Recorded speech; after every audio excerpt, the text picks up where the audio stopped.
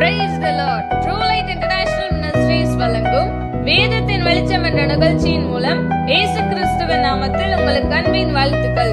இன்றைக்கான கேள்வி, யார் உயிரோடு இருந்த நாளெல்லாம் அவன் இருதயம் கர்த்தரோடே உத்தமமாயிருந்தது?